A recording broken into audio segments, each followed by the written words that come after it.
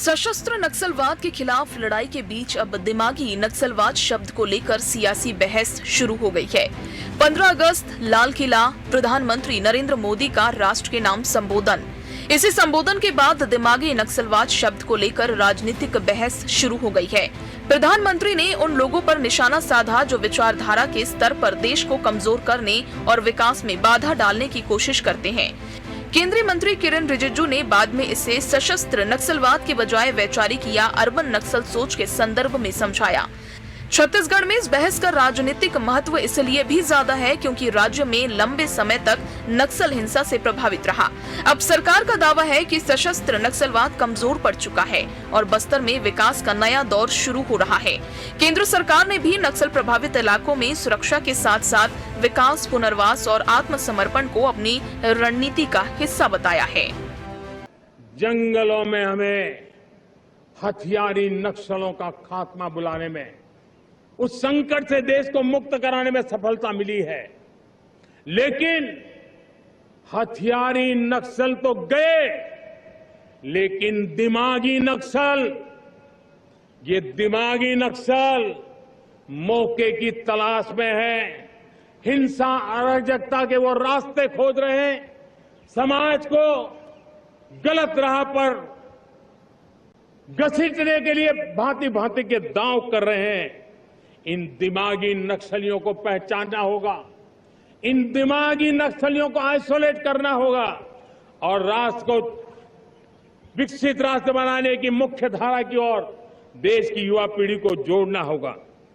लेकिन कांग्रेस इस व्याख्या को स्वीकार करने के लिए तैयार नहीं है। कांग्रेस की तरफ से कहा गया है कि देश के युवा दिमागी नक्सली नहीं है, वो देश का भविष्य है। अपने हक की लड़ाई लड़ने वाले युवाओं को प्रधानमंत्री ने दिमागी नक्सली कहा है। सरकार के खिलाफ आवाज उठाने का मतलब ये नहीं कि कोई दिमागी नक्सली है। वहीं भाजपा कह रही है कि नक्सलवाद को निर्दोष लोगों की हत्या, विकास कार्यों में बाधा और संविधान विरोधी गतिविधियों से जोड़ते हुए कहा गया कि देश को विभाजन और अलगाव पैदा करने वाली सोच से बचने की जरूरत है। उन्होंने कांग्रेस पर भी निशाना साधा और आरोप लगाया कि कांग्रेस और उसके नेताओं का आचरण राष्ट्रीय हित के विपरीत होता जा रहा है। मोदी जी युवा और छात्र दिमागी नक्सली नहीं है, वो हमारे देश के भविष्य हैं, जो देश के युवाओं को अप्रत्यक्ष रूप से उन्होंने अपनी हक और अधिकार की लड़ाई लड़ रहे युवाओं को दिमागी रूप से नक्सली कहा है, जबकि वो दिमागी रूप से नक्सली नहीं, सरकार के खिलाफ अपने हक और अधिकार के लिए वो लड़ाई लड़ रहे हैं, आवाज उठा रहे हैं। हमारा छात्र शिक्षित वर्ग है, हमारा युवा शिक्षित है, जो सरकार के खिलाफ आवाज उठाता है, क्या वो दिमागी नक्सली हो सकता है? और इसके लिए, इन शब्दों के लिए लगभग देश के 65% आबादी हमारे युवा साथियों का है, जो कि प्रधानमंत्री नरेंद्र मोदी ने उनका अपमान किया है। इसलिए देश के प्रधानमंत्री और भारतीय जनता पार्टी को माफी मांगनी चाहिए। देखिए, जिस प्रकार से आज पूरे देश से सशस्त्र नक्सलवाद समाप्त हुआ है, ये नक्सलवादी करते क्या थे? निहत्थे निर्दोष लोगों को मारना, संविधान और देश की विपरीत बातें कहना।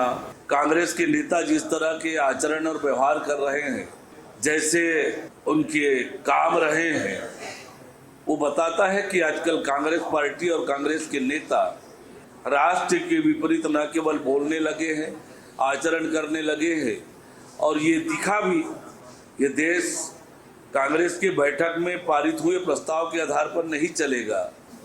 तो निश्चित रूप से प्रधानमंत्री माननीय नरेंद्र मोदी जी ने जो कहा है वो सही है।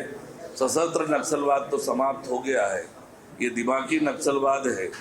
इनको भी, इनसे भी सावधान रहकर, इनसे बचकर देश को आगे बढ़ाने की आवश्यकता है। तो दिमागी नक्सलवाद का मुद्दा अब सिर्फ एक बयान नहीं बल्कि सियासी बहस का नया केंद्र बन चुका है।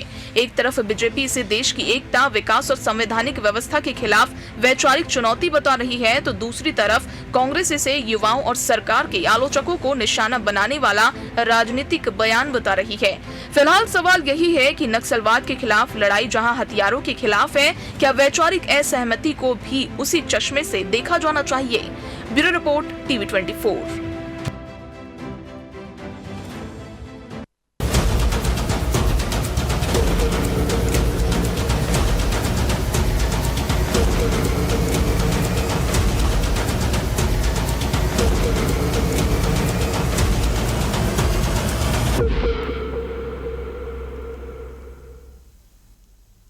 नमस्कार, मैं मोहन तिवारी। आज के मुद्दे में आपका स्वागत है और आज का मुद्दा हमारा आधारित है प्रधानमंत्री नरेंद्र मोदी के उस बयान पर जिसने सियासत को नई दिशा दे दी है। नक्सलवाद तो खत्म हो गया है, लेकिन अब दिमागी नक्सली कौन है, इस पर एक बहस चल रही है। इशारा विपक्षी दलों की ओर और सरकार के खिलाफ झंडा उठाने वाले संगठनों की ओर है। ऐसे में क्या दिमागी नक्सली पर सियासी संग्राम कोई नया गुल खिलाएगा, या फिर इस तरीके की स्थितियां जो बनी हुई हैं जिसमें दिमागी नक्सली को खोजना और उन्हें भी ख़त्म करना बहुत ज़रूरी है, क्योंकि देश अभी उन लोगों से जूझ रहा है जो कि दिमागी नक्सली के रूप में प्लान कर कर बैठे हुए हैं। इसी चर्चा को आज शुरू करेंगे। पहले मिले तो उन मेहमानों से जो इस चर्चा में हमारे साथ रहेंगे। हम बहुत स्वागत करेंगे। हमारे साथ मौजूद हैं इस पूरे मामले में बीजेपी का पक्ष रखने के लिए बीजेपी नेता पूर्व विधायक श्रीचंद सुंदरानी जी, बहुत स्वागत है आपका। इस पूरे मामले का राजनीतिक विश्लेषण शेयर करेंगे अनिल चौबे जी, बहुत स्वागत करेंगे आपका।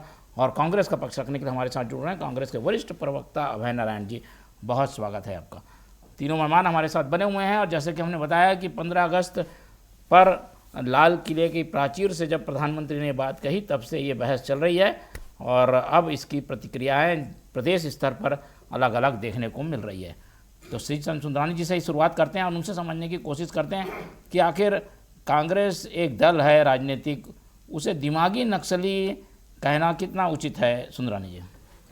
आदरणीय मोहन जी, पहली बात तो मैं इस बात को पूछूंगा कांग्रेस के नेताओं को। जैसे ये बयान आया, कांग्रेस पार्टी ने प्रतिक्रिया देना शुरू किया। क्या मोदी जी ने कांग्रेस पार्टी का नाम लिया, कांग्रेस के नेताओं का नाम लिया?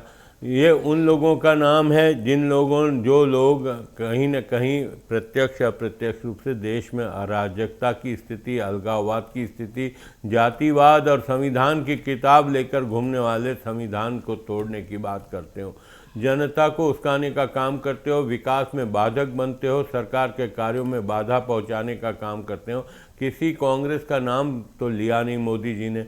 लेकिन जिस प्रकार से कांग्रेस और पी चिदम्बरम जी का ट्वीट आना और बहुत सारे नेताओं का, दीपक बैज जी का यहाँ पे बयान देना, इस बात को साबित करता है कि कहीं न कहीं कांग्रेस अपनी मानसिक स्थिति को पहचानती है, कांग्रेस के नेता अपने आचरण को पहचानते हैं, इसलिए कांग्रेस को इस बयान से मिर्ची लगी है।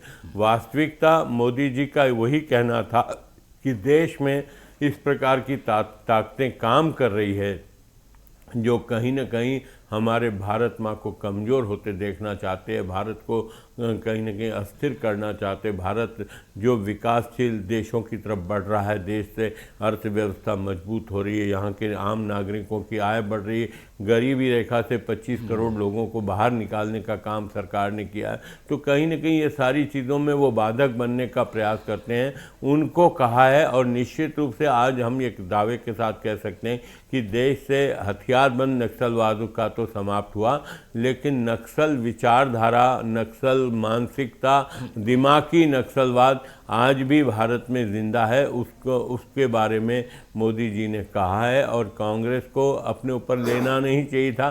कांग्रेस ने इसलिए अपने ऊपर लिया है कि कांग्रेस कहीं न कहीं अपने आप को अंदरूनी ये इसमें जिम्मेदार मानती है। ठीक है, चलिए, कांग्रेस को बेवजह इस पर कूदना नहीं चाहिए था। अब कांग्रेस सामने आ गई है, इसकी वजह क्या है अभय नारायण जी? भाई आखिर नाम लेके तो कहा नहीं गया, पर कांग्रेस ने इसे अपने ऊपर की गई टिप्पणी बता दिया। मोहन तिवारी जी आपको नमस्कार, चौबे जी को प्रणाम, सुंदरानी जी को प्रणाम, आपको भी और जो आप सबके माध्यम से दर्शक हमको सुन रहे हैं, देख रहे हैं, उन सबको नमस्कार। मोहन तिवारी जी, देखिए, दो विचारधाराएं, वामपंथ और दक्षिणपंथ, एक दूसरे के घोर विरोधी हैं। अगर नक्सलवाद वामपंथ विचारधारा का उग्रवादी समूह, माओवादी समूह या अन्य समूह के नाम से जाना जाता है, तो दक्षिणपंथी के रूप में जो शोषण करने वाले जमींदार थे, जो शोषण करने वाले लोग थे, उनकी विचारधारा दक्षिणपंथी विचारधारा की भारतीय जनता पार्टी है। उस बीच में समाजवादी हुए, उस बीच में कांग्रेस के लोग आजादी के पहले भी थे, आजादी के बाद भी थे, और समाजवाद के रास्ते कांग्रेस अपनी बातों को कहती रही और शासन करती रही। 1967 में नक्सलवाड़ी ग्राम में चारू मजुमदार और कानून संजाल के नेतृत्व में एक किसानों का सशस्त्र विद्रोह हुआ, जो जमींदारों के खिलाफ था, जो उस वक्त शोषण करते थे किसानों का, गरीब मजदूरों का, उनके खिलाफ था।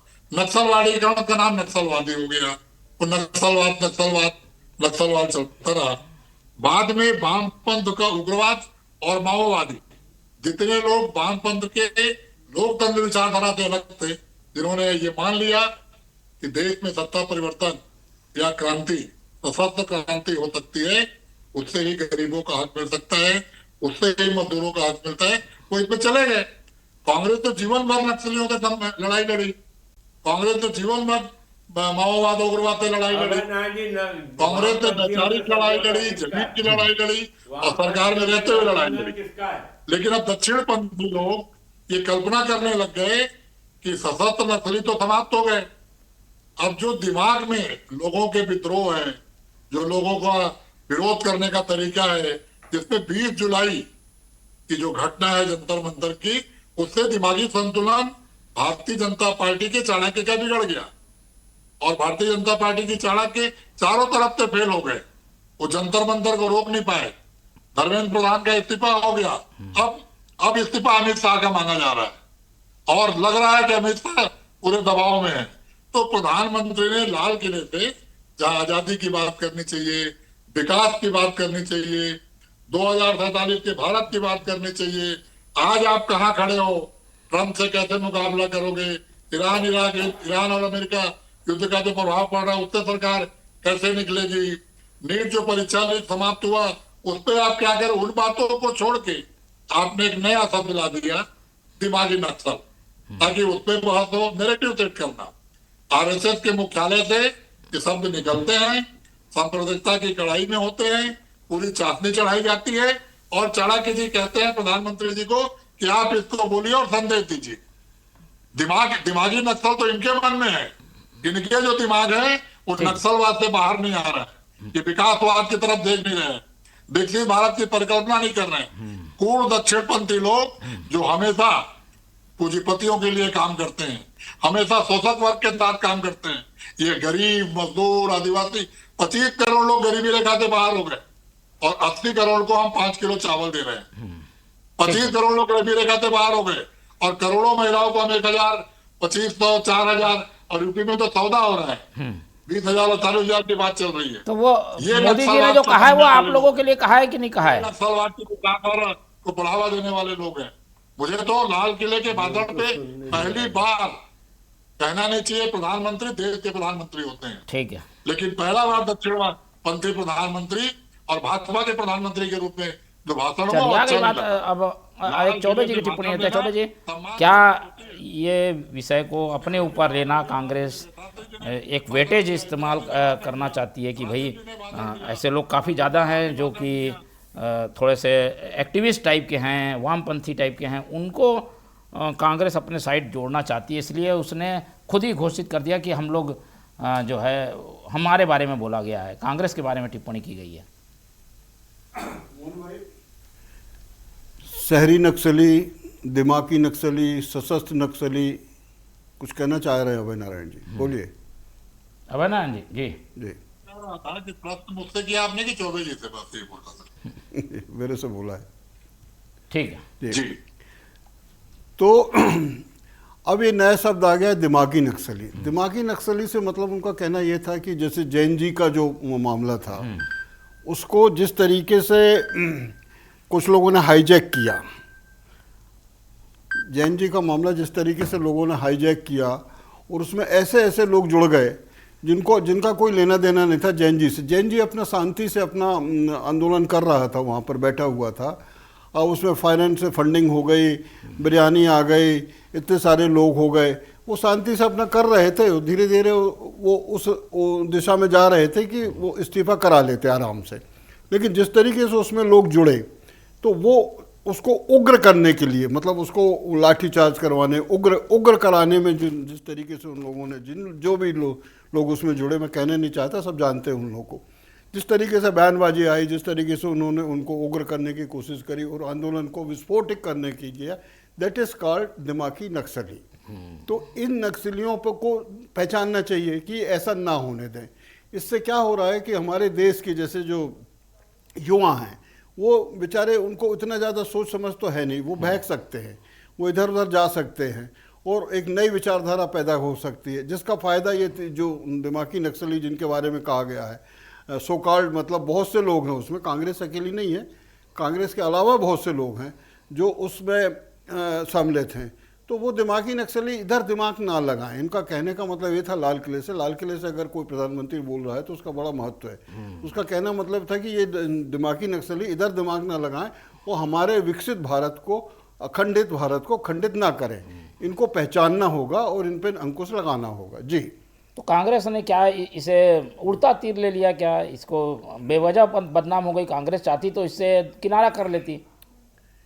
भाई कांग्रेस को लगा, कांग्रेस को तो आजकल हर एक चीज़ लगती है, भाजपा जो बोलती है वो उसको तुरंत लपक लेती है कि उनके लिए कहा, क्योंकि उसको एक मुद्दा चाहिए। उसने ये मुद्दा बनाने की कोशिश करी कि मुद्दा इसलिए बना रही क्योंकि वो उसको जेएनजी से जोड़ना चाहती है। जैसा कि उन्होंने अभी दीपक बैज ने कहा कि 65 करोड़ लोग जैन जी हैं, तो वो उसको उस तरफ ले जाना चाहते, लेकिन उनका मामला ये नहीं था।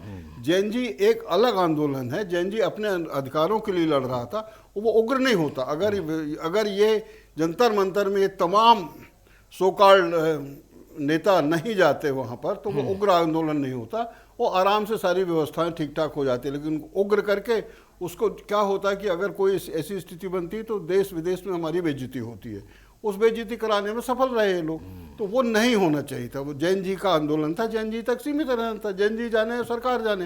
ये बीच में जो उचक के इन लोग गए, वो सब ने मतलब मंच साझा किया, सबने अपने अपने और खींचने की जरूरत है। मतलब ये वोट बैंक की नीति जो है, इसको लेके जो लोग काम करना चाहते हैं, वो दिमागी नक्सलियों के प्रति उन्होंने ये बोला है। अब कांग्रेस को इसमें अपने आप पे सीधे नहीं लेना चाहिए था, लेकिन कांग्रेस ने इसलिए लिया कि उनको लग रहा है कि हम इस मुद्दे को लेंगे तो जैन जी हमारे साथ आ जाएंगे, लेकिन ऐसा होगा नहीं। ठीक जी सुंदरानी जी, ये एक ऐसा शब्द है जो कि हत्या से जुड़ा हुआ है, बड़ा नरसंहार से जुड़ा हुआ है, उसको आप लोग कांग्रेस के लिए इस्तेमाल कर देना, जिनके खुद के लीडर नक्सलवाद की घटना में काल के गाल में समझ चुके। जनता पार्टी के नेता ने प्रधानमंत्री जी के बयान के ऊपर सीधा कांग्रेस पे वार किया।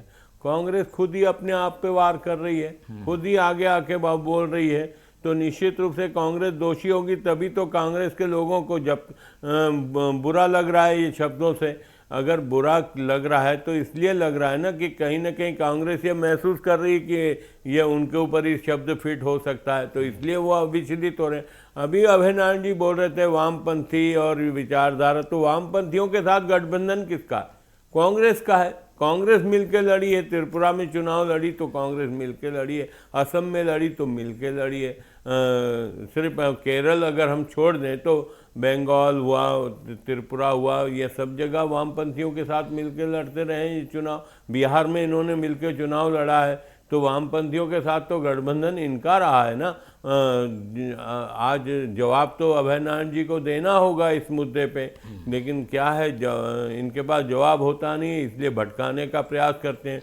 तो प्रधानमंत्री जी ने दिमागी नक्सली कहा है वो ऐसे तत्वों को जो राष्ट्र विरोधी तत्व हैं, जो संविधान को नहीं मानते, देश को तोड़ने की बात करते हैं, नक्सली हथियारों से बात करते थे, नक्सली ये दिमागी नक्सली के रूप में काम कर रहे हैं। कहीं ना कहीं देश में अराजकता की स्थिति पैदा करना चाहते हैं, देश आगे बढ़ रहा है उसको रोकना चाहते हैं, कहीं ना कहीं विदेशों की मानसिकता से वो काम कर रहे हैं। तो ये सारी चीज़ें जो हमारे सामने दिखती है, प्रधानमंत्री जी ने उस बात को कहा है। अगर कांग्रेसी दिमागी नक्सली नहीं है तो उनको बीच में पड़ने की जरूरत नहीं थी। कहीं ना कहीं कांग्रेस ने बीच में हस्तक्षेप करके पी चिदम्बरम ने बयान देके ये साबित कर दिया कि ये दिमागी नक्सली हैं।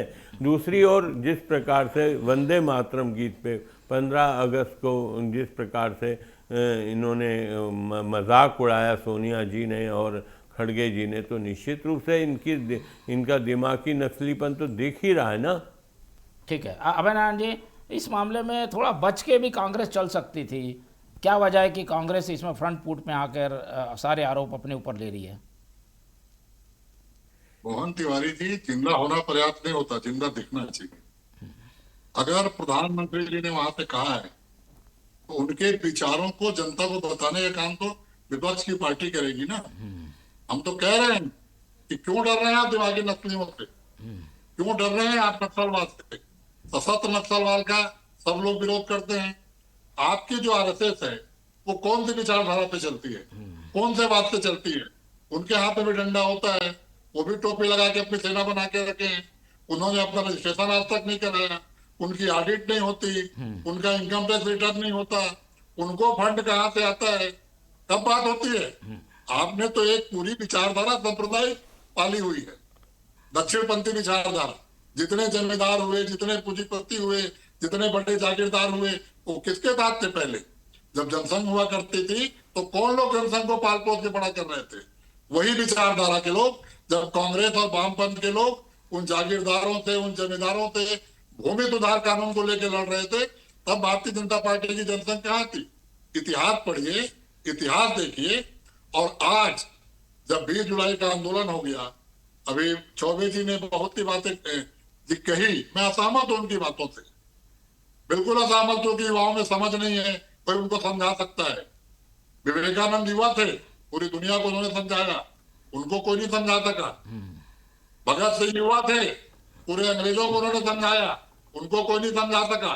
इस देश में जब बदलाव आया है, क्रांति आई है, तो छात्र और युवाओं से ही आई है। चाहे जेपी का आंदोलन हो, चाहे जय जी का आंदोलन हो, हम तो कांग्रेस के लोगों ने उन आंदोलनों को देखा है, उनसे मुकाबला किया है। और इस देश को बनाने में जो भूमिका कांग्रेस के लोगों की रही, वैचारिक स्तर पर, जमीनी लड़ाई के स्तर पर, आंदोलन के स्तर पर, वो दक्षिणपंथी भाजपा कभी कल्पना नहीं कर सकती।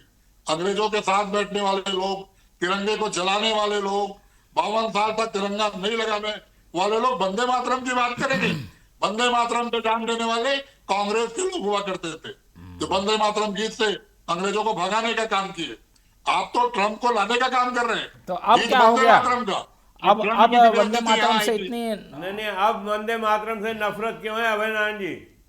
कोई नफरत नहीं है, आप प्रचार करते रहिए, आप प्रचार करते रहिए। देखा है क्या टीवी पे? अमित शाह जी भी कर रहे हैं, आप भी करिए। वंदे मातरम की जनक कांग्रेस है। नहीं, वंदे मातरम के गाते हुए देखा क्या सोनिया जी को और खड़गे जी को? वंदे मातरम कांग्रेस के खून में है, खून में है कांग्रेस के। वो भाजपा के प्रचार करने से वो हमारा खून में बदलाव नहीं होगा। वंदे मातरम कानून बनाने की नहीं थी, मानने की चीज थी। आपने 52 साल तिरंगा नहीं टांगा, कानून तो था कि राष्ट्रीय ध्वज फहराना चाहिए था, आरएसएस ने नहीं फहराया। आज आरएसएस को आपको कैसे मालूम? आज आरएसएस को वंदे मातरम आ गया।